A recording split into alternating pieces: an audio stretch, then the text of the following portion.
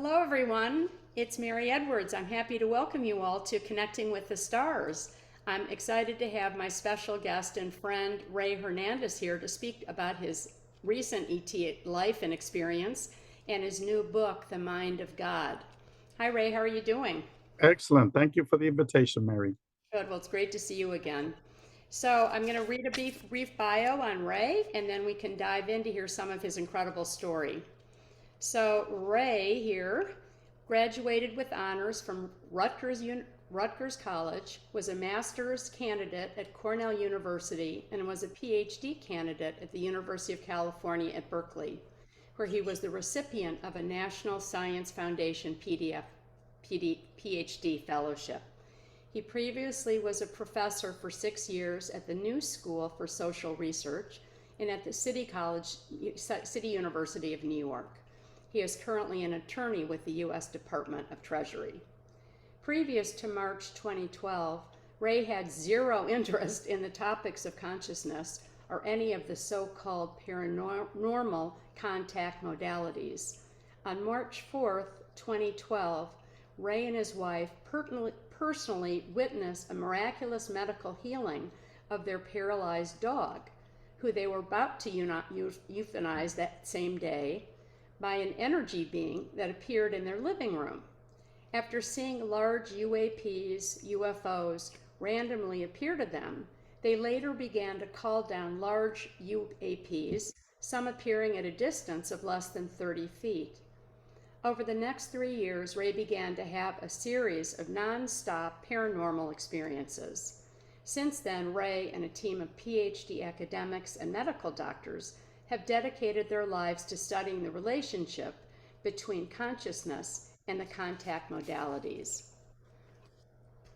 Rey is currently the director of the Consciousness and Contact Research Institute, or CCRI, a 501c3 academic research institute comprised of more than 25 PhD academics, medical doctors, and researchers whose mission is to explore a new paradigm that seeks to integrate the findings of consciousness research and the phenomenology of extraordinary experiences, what the CCRI calls the contact modalities, a term he coined.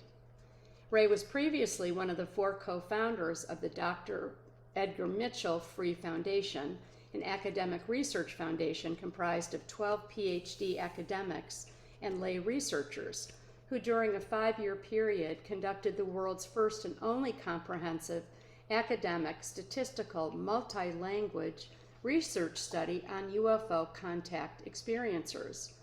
Much of Free's research data, based on responses from over 4,300 UFO contact experiencers from over 100 countries, contradicts much of what is circulating in the mainstream materialistic ufology.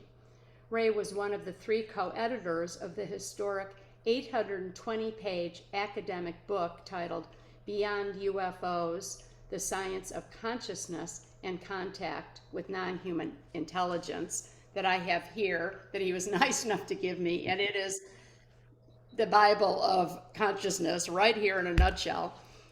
Nevertheless, ufology has ignored the data findings from this 5-year academic research study because the findings totally contradict what has been circulating in mainstream materialistic ufology over the last 80 years. Rey has also published in several peer-reviewed academic journals, including the Journal of Consciousness Studies, the Journal of Society of Scientific Exploration. Rey's new project is a 5-volume book and a full feature science documentary entitled A Greater Reality, the New Paradigm of Non-Local Consciousness, the Paranormal, and the Contact Modalities, which you can see a little bit right here on my screen. But anyway, and we're going to talk about his new book, The Mind of God. And we're going to have him back because we could talk for 5 hours on the scope of this incredible, brilliant, fun, smart man that he has done over the last many years. So anyway, welcome aboard, and please start sharing your incredible story, Rey. Thank you, Mary. I'm not going to discuss my details of my experiences, because as you said, that alone would take up several days. Right. But basically, I've had all these experiences jointly, some of them jointly with my wife, and some with our daughter, who's now 20 years old. And they've involved almost every type except a near-death experience. And so I do have an academic background, as you just stated, and so I wanted to find out what's going on. And like most people that have these experiences, um, post-internet, they go to the internet to try to find out, and I couldn't find anything. And then I tried to do what is called an academic literature review, what has been written academically about the UFO contact phenomenon, statistically, not to listen to other people's stories, but what has been studied about the phenomenon. And what I found out that there was almost zero statistical academic research on the phenomenon. And so I had another experience that put me in contact with Mary Rodwell, Dr. Rudy Shields, who's a professor of astrophysics at Harvard University, and the late Dr. Edgar Mitchell, all within a 3-day period. These are people I'd never met before. And that's also lengthy, this story of how that developed, but it was all orchestrated. And then we started to bring in other PhD academics and other researchers, people like, for example, Kathleen Martin, Barbara Lamb, Dr. Leo Sprinkle, et cetera, and about 5 or 6 other experienced researchers that had worked with experiencers, UFO contact experiencers. And then we brought in many retired PhD academics. Dr. John Klimo, who himself is an experiencer, he taught psychology for over 45 years. He's written several books on the paranormal. His most well-known book is titled Channeling. It's an academic study of channeling. Bob Davis, who's a retired professor of neuroscience, a professor of the brain, worked with us. Edgar Mitchell, Rudy Shields, and about 5 or 6 other academics. And we spent 5 years developing the world's first comprehensive academic research study of people like you and I that have had UFO-related contact experiences. And we did it in multiple languages. The English language, we received over 4,300 responses from individuals from actually over 125 countries. And that's just for the English language survey. We did it in 4 languages. For the Spanish language survey, we had more than 1,000 people. So these are huge numbers of people. And we did that through 3 surveys. 2 of the surveys were quantitative in nature, like yes or no, make a selection from 1 to 5, that type of thing. We asked over 700 questions, and people were complaining that it was too long. It took a very long time to do these 2 surveys. And then on top of that, the icing on the cake is we asked 70 open-ended questions, where we asked individuals to write out the details to 70 questions. And that took even longer for people to complete. But we did get, for the open-ended questions, about 1,400 people, which is huge numbers. And we had over 10,000 pages of writings. And so John Klimo, who specialized in qualitative research methodology, which is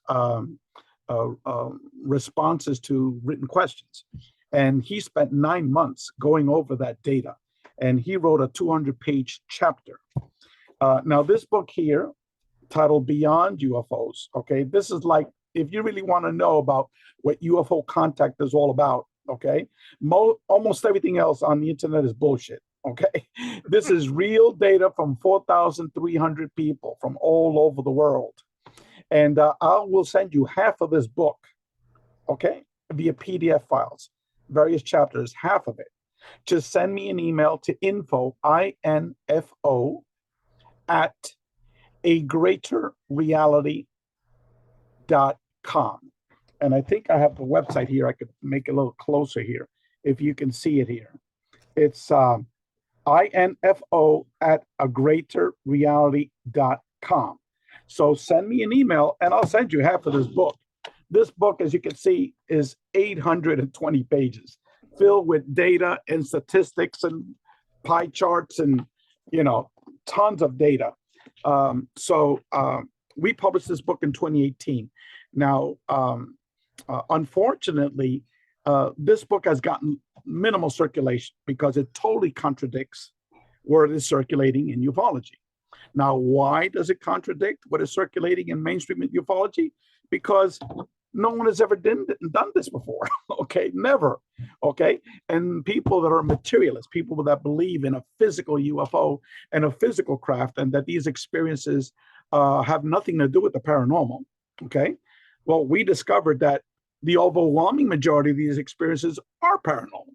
Okay, you might see a physical UFO, might interact with a physical UFO.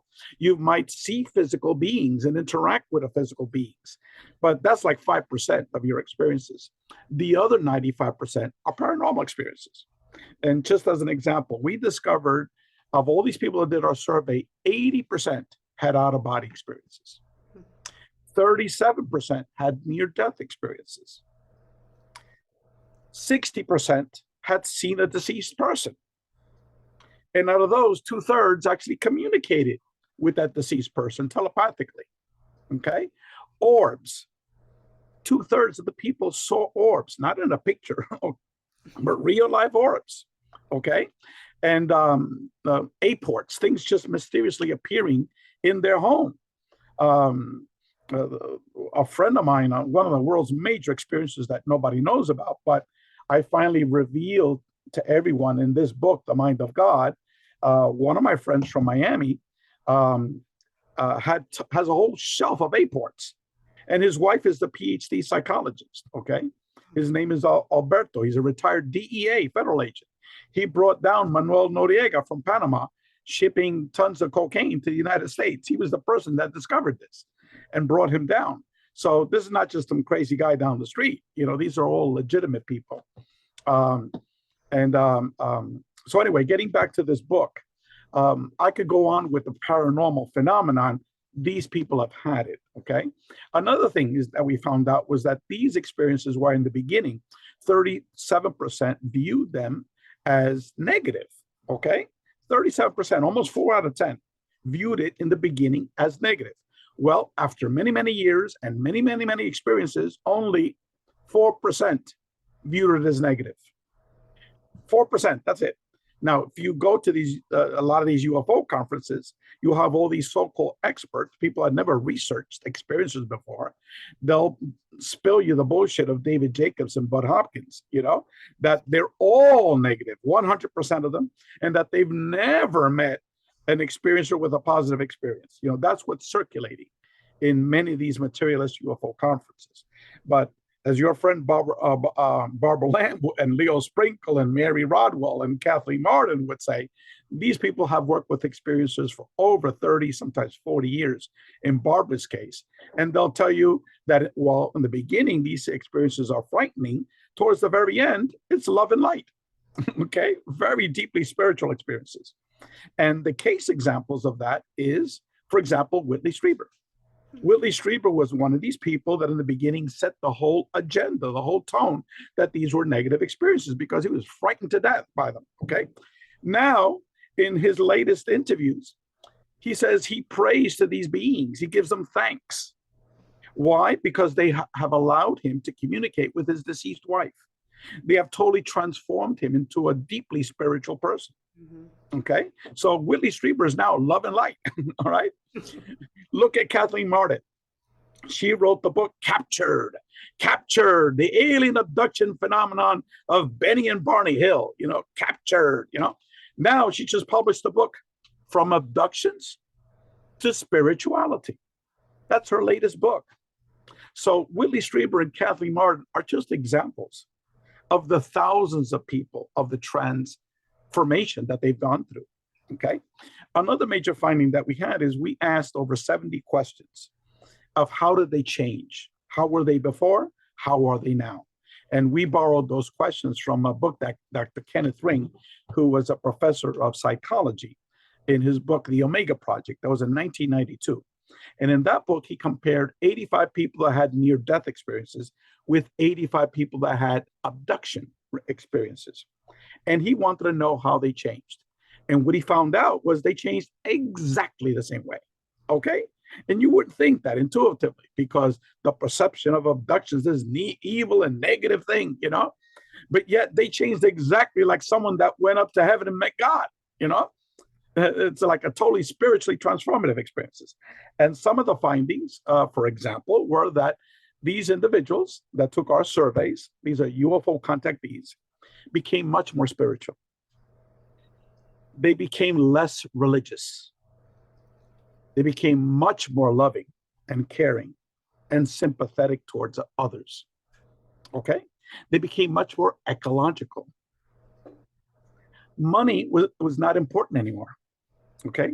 They didn't guide their lives now with obtaining material wealth and obtaining a new Mercedes-Benz. You know, give me that old 1992 Honda Accord, and I'm happy with it. You know, they were much more consciously aware, like they knew what life was all about. You know, what their purpose here in life was. I mean, I could go on and on and on and on, but it was these types of major changes in their worldviews. Okay. The other thing we discovered, as I said earlier, was that these experiences were primarily paranormal. These were psychic, consciousness-based phenomenon, and not necessarily physical phenomenon. And I already alluded to that earlier. The third major finding was that these experiences were overwhelmingly positive. Okay, as I said before, 37% viewed them, you know, negatively in the very beginning of their experiences. Towards the end, it was only 4%. We asked that question of positive, negative, and neutral in more than 25 different ways. We asked 25 different questions, because depending how you phrase a question, you'll get a different response. For example, we asked the question, if you could stop your experiences now. Now, you would think if these were such horrible experiences, most of these people would say, stop it, stop it, stop it, you know? No, 84% said, keep it coming, baby. Keep it coming, okay? 84% of these people, okay? Do you believe that ETs are bad, negative, you know, or even evil, you know, entities? Well, it was like 90-something% said no, you know? And so we asked that in numerous different ways. We also asked a question about the abduction phenomenon, because everybody that's on the internet that's not an experiencer thinks this is all abduction related. Okay, well, we asked that question: have you ever been physically taken to another location without your approval? Well, 1 out of every 3 people said yes. Okay, but out of those people, out of those 1/3, 70% said they call themselves contactees, not abductees. Okay, and out of the other 30%, like another 15% said, yeah, I might have been taken against my will, but I have no malice towards these entities. They're actually my friends, you know. It was either a neutral experience to a positive experience, okay? It was only 5% of those people that were abductees still view it as a horrible and negative experience, okay? Now, these are usually people that had only 1 or 2 experiences, and they were normally, you know, abduction related. And a lot of these people is because of all the horror stories that you read on the internet. You go to a UFO conference and you'll get, what's that guy, the alien hunter, Daryl Sims, you know, talking about these horrible stories, you know. So these people have been going to these UFO conferences for 20 or 30 years. And so in their head, that's what they believe all this is all about, okay? But unfortunately, they only had 1 or 2 experiences. But the people, what we found out was that 40% of these individuals, 4 out of 10, had more than 20 experiences, okay?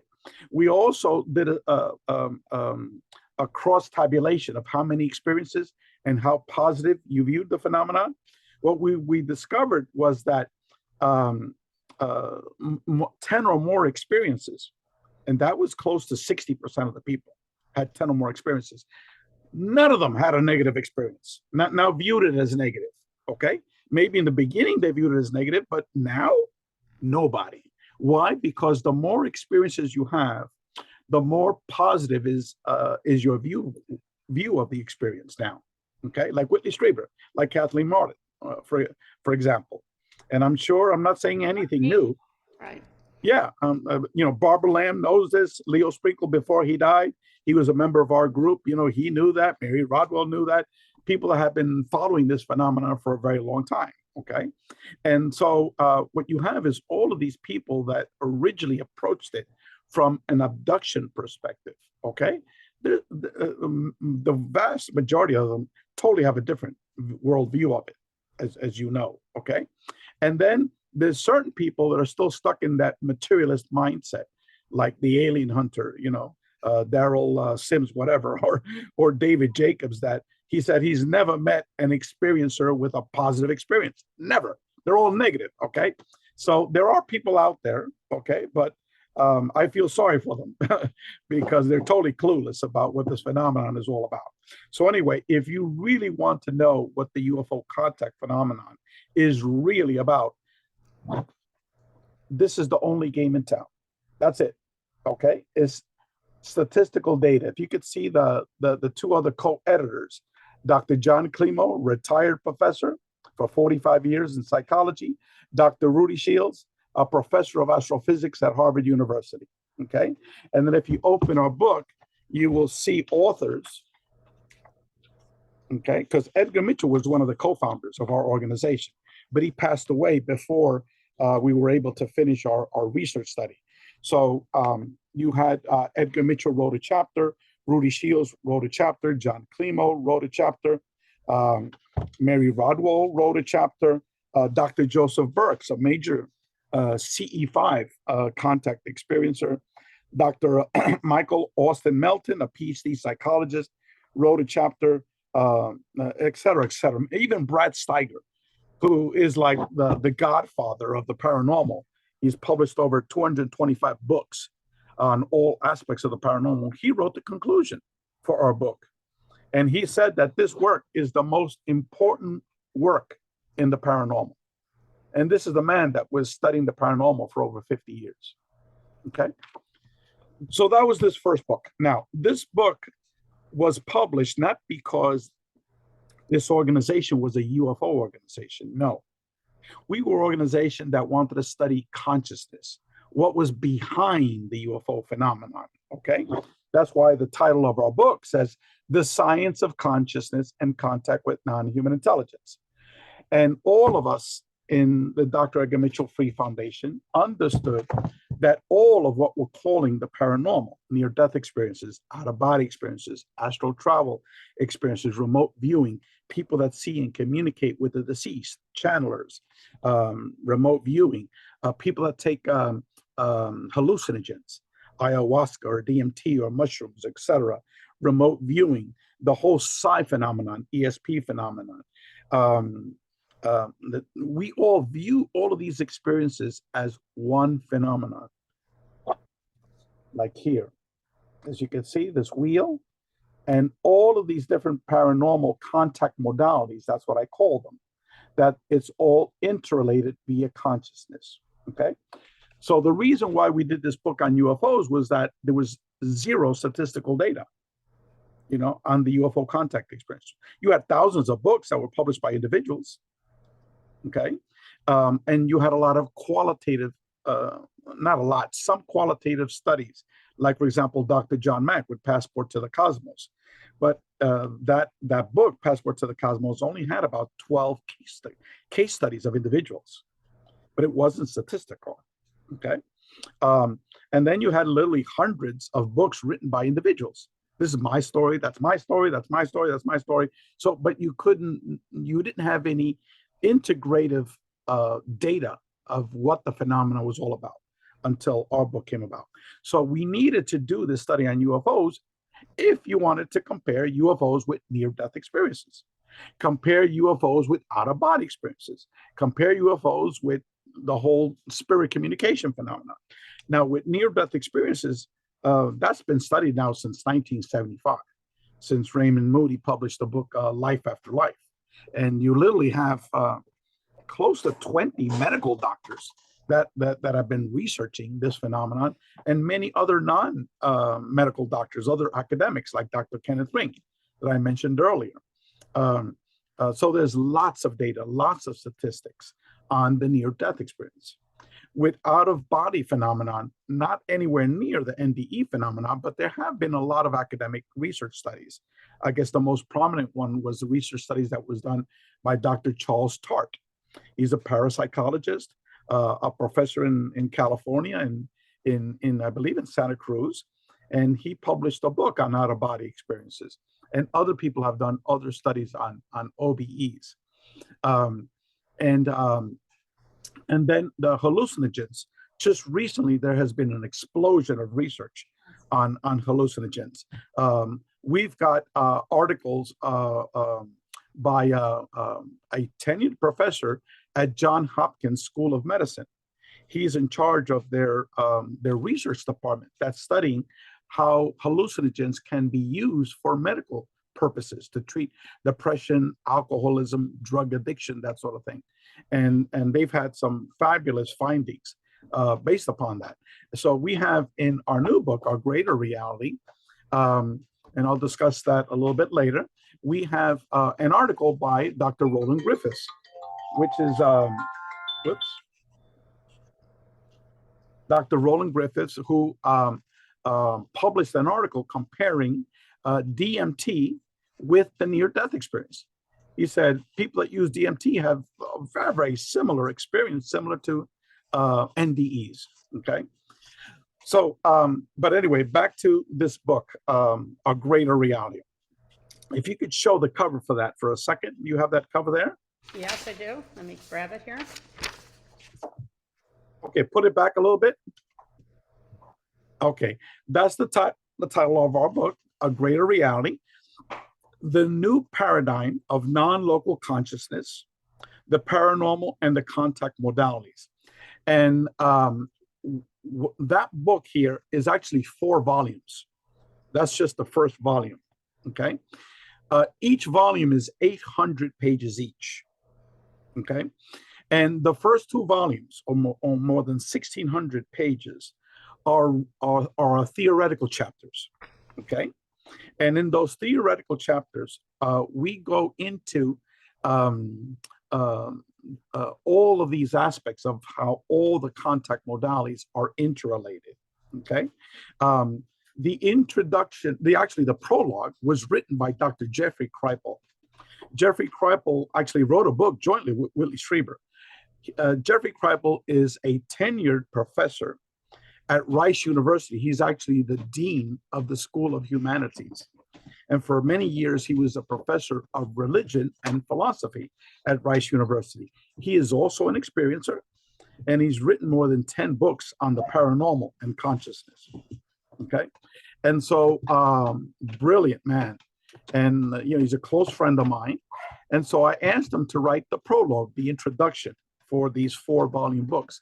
And he agreed, and it's in our book, okay? Then I wrote this book, The Mind of God.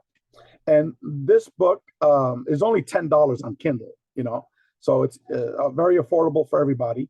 All of the other volumes are also $10. So you're getting 800 pages for $10, which is a bargain, okay? And what this is, it's 200 pages in length, but what it is, it's the introduction to the 4 volumes. It lays out the theoretical foundation for the 4 volumes, what it's all about, okay?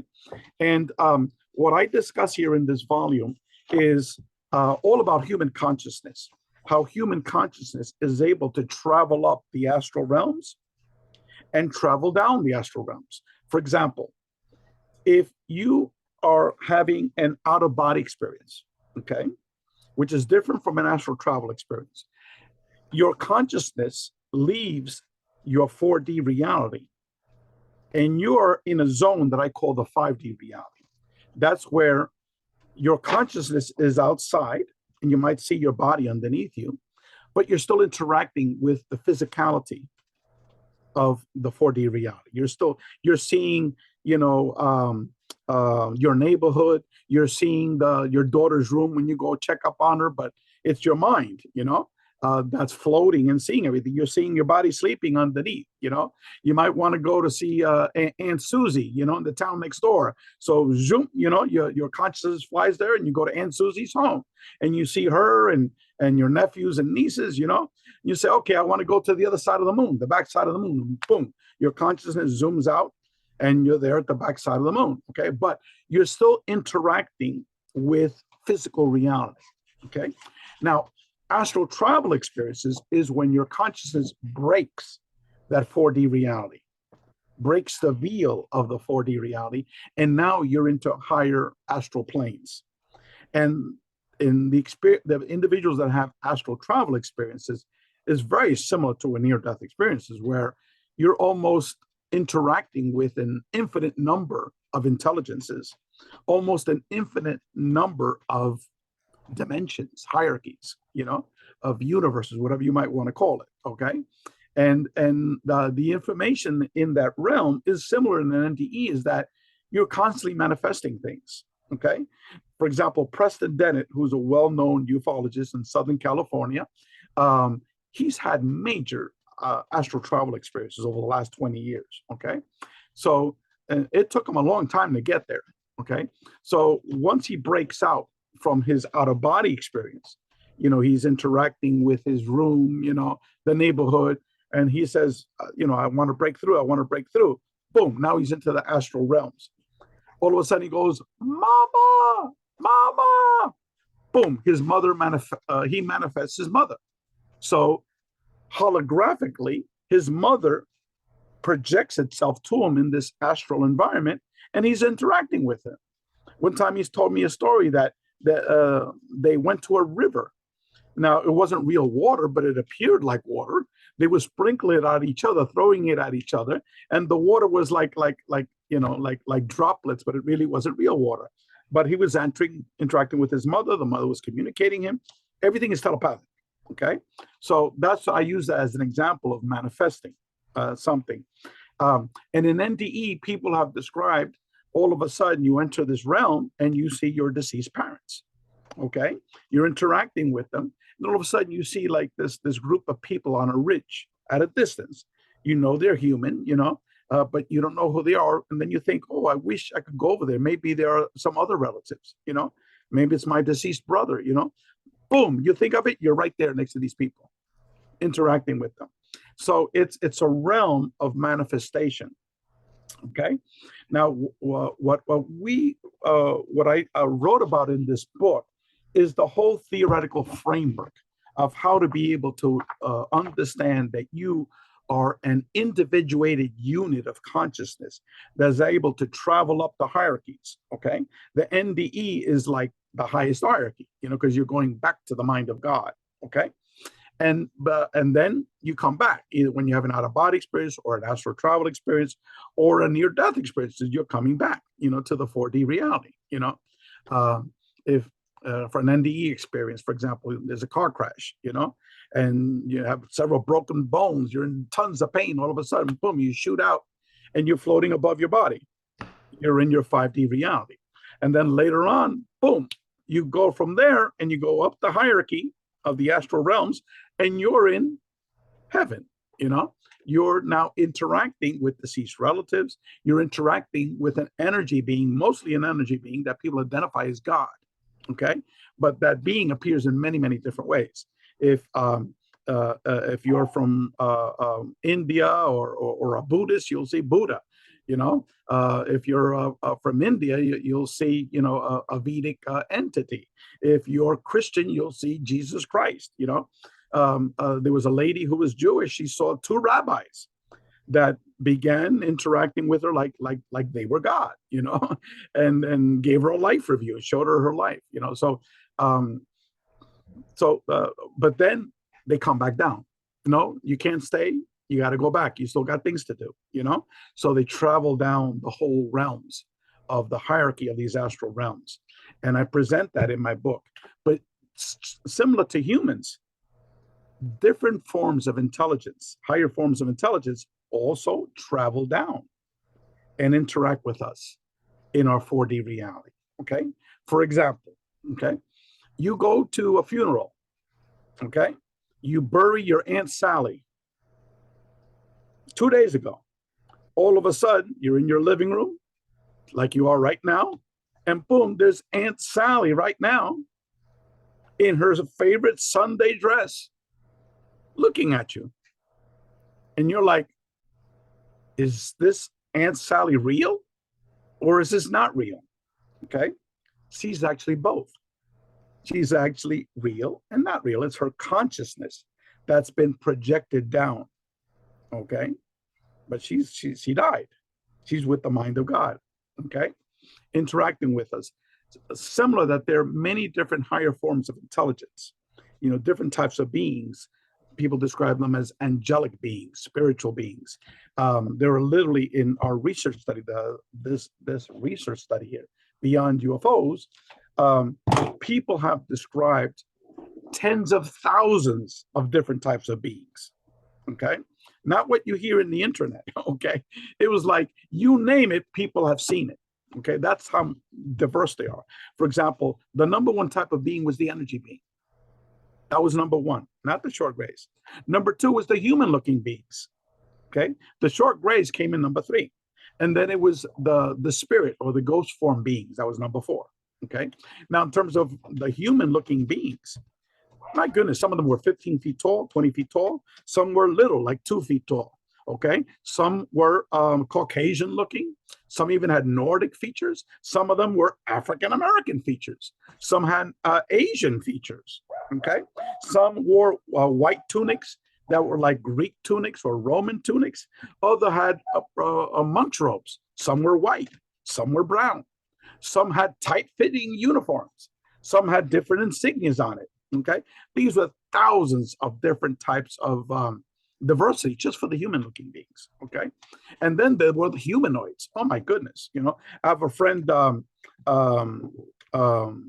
in Miami. He's written 17 books on humanoid encounters. Each book had hundreds of different stories. Okay. So, and that's just humanoids, not human, but humanoids, with 2 legs and 2 arms, that sort of thing in the head, And so what these experiences are, the conclusion that I've reached is that these beings, first of all, they only last less than a minute, the overwhelming majority of them. You don't get one of these beings, one of these intelligence hanging out with you to have some tea and you invite them to lunch and they're with you for 5 or 6 hours. There might be a few of those cases, which I don't know about, but the overwhelming majority lasts for less than 30 seconds. They're interacting with you and then boom, they dissipate. So these are not only me, but many other researchers have concluded that these are projections, holographic projections via our consciousness reality. Also, what most of these scientists that are part of the Consciousness and Contact Research Institute, which is the new organization that replaced the Dr. Edgar Mitchell Free Foundation.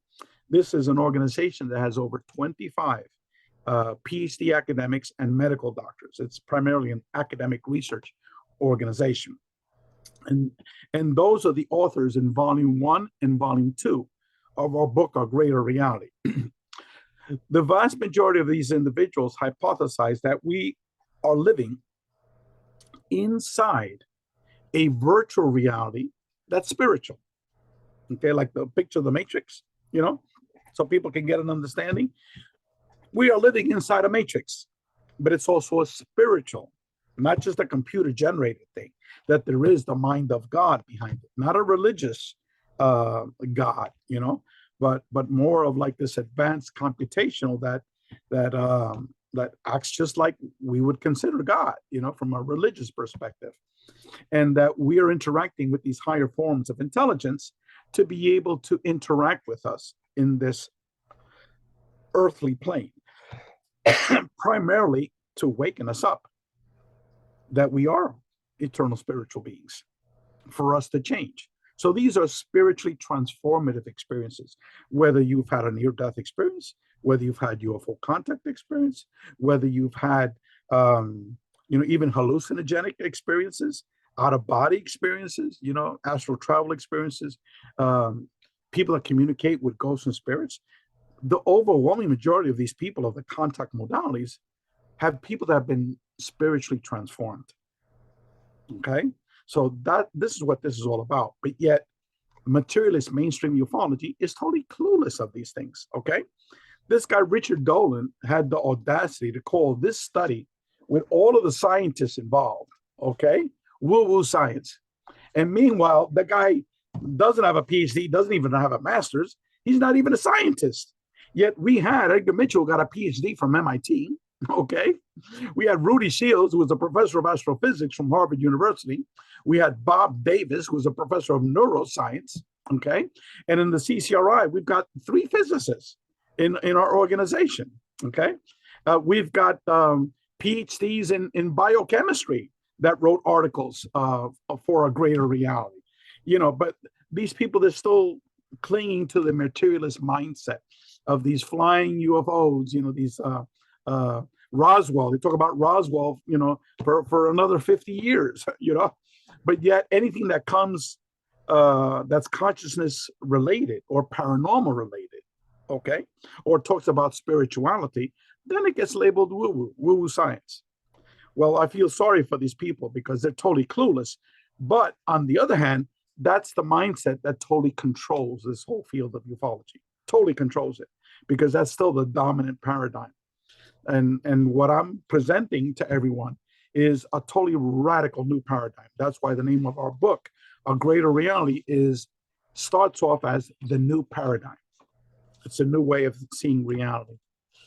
So that's just a very, very brief introduction towards our book. As I said, if you want to get half of our book, Beyond UFOs, I will also send you information about the 4-volume books, A Greater Reality. I will also send you information about the introduction, The Mind of God, all for free, okay? I'll send you various chapters, write-ups, descriptions. And for this book here, I'll send you half of our book, Beyond UFOs, for free, okay? And here is our website, okay? It's info, I-N-F-O, at agreaterreality.com. Our website, which we're building right now, is not complete. It's still in the planning stages, but at least you could get a little bit of information right now, is agreaterreality.com. Go to our website, check it out, agreaterreality.com. If you think it's woo-woo science, run away, don't ever come back. If you think this is real, valid scientific research, pioneering research, a new paradigm, then continue to check us out and put yourselves on the mailing list. Send me an email and you'll get on our mailing list, and I'll send you tons of materials for free. Okay? So that's a very brief and rough and fast background about my academic research studies. Well, it's unbelievable. And when I met you a couple of years ago with Barbara at the conference, I thought, this is crazy that you are the only one that has put all of these buckets under one umbrella of consciousness. I mean, talk about the ego and the complete control of not understanding or listening or validating the hard, real work that you've done these years is really astonishing. Talk about disclosure. You are the disclosure. This tells the whole story. It's like the Bible, the new Bible, and it will be blown away. People will be blown away when they continue to research and learn about you. I'd love you to come back 3 or 4 times if you'd like to, and talk about each of the individual topics. So you get the whole hour. We can do Ray 1 through 5. That'll be 5 hours, and you can hit on whatever topics you want to. Fantastic. It would be an honor. And, it's just unbelievable that this 70 years or whatever it's been of disclosure, my dad was a rocket scientist. He was part of secret space, all that stuff. It's just shocking that when I went on a craft at 5, it was creepy. Then I went at 6 and 10. I've been off planet 125 times. I've been working on the inside of inside planets and the subsurface environments, and until I heard you speak, really, I've seen a ghost. I saw my grandmother pass and she turned into a 15-foot angel. I saw my best friend, who was my maid growing up, sitting before me talking to me. I called it an abduction too, and I was so freaked out in the beginning. And now the Pleiadians, the Arcturians, the Sirians, the Brahmins, they're all my friends. They come and visit me. They've invited me up. I've been off planet working with them, doing all these projects up until the other day. And you are on the forefront. You're brilliant. My dad was a rocket scientist and a spiritual guy, and I've been talking to him, Ray, as I mentioned to you, probably 20 or 30 times. He passed about 10 years ago. And I said, you worked with Werner von Braun. What's he doing now? He said, well, actually, as karma would have it, he's now back on Earth as a male human. And I said, oh, what kind? And he said, well, he's just Jewish, and I thought, isn't that perfect? So karma does play out, and it has been incredible for me to get to know you, and I can't wait to have you come back and share more information. You are brilliant. And is it just the ego, the lack, the fear? If we have fear and love in life, I find it unbelievable. I love you. Many people we know love you. What is wrong with people? Is this just the control of wanting to stay fear-based and shut down? Why are people so dumb? We know we're in 3D Earth right now, but we're all here to make these changes. What is it? I think the people that have had major experiences, these are the enlightened people. To them, it's like, duh, of course they're all interrelated because you've had all of those, Right. And same thing with me, it's like, duh, this is so simple. But it's these people who have not had these experiences, or they've had only one type of experience. They still remain materialists, and that is such a difficult obstacle. Interacting with the non 4D reality. If you never had it, you really don't know what that's all about. So that's a major obstacle that we have. What I try to do with this book, The Mind of God, is to break it down in very simple language so everyone can understand it. And these are very, very heavy topics, very heavy concepts, but it's broken down in simple language. And I try to explain, the complexities behind all of this, because when you're trying to explain that we're living inside a virtual, spiritual virtual reality, that's a hard pill to swallow, especially if you're discussing it from a non-religious perspective.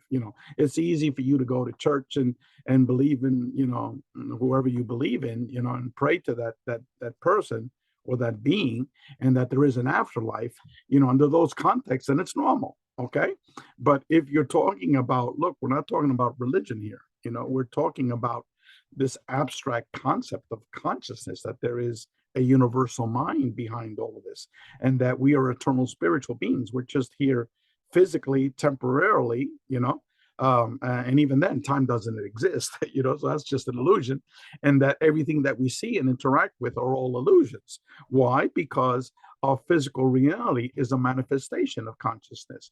These are some heavy topics to try to understand and get a grasp of. But at least I try to begin to present the basics of it in a very fundamental way. And then the 4-volume series, the first 2 volumes, as I said before, are theoretical. The last 2 volumes are chapters that are written by experiencers, major experiencers. These are people that have had, they've had near-death experiences. They've also had out-of-body experiences. They also have seen dead people. They've also seen UFOs. They've seen Sasquatch, and that's our medical doctor, Dr. Melinda Greer. She starts off our book in volume 1, and also with the experiencer volumes.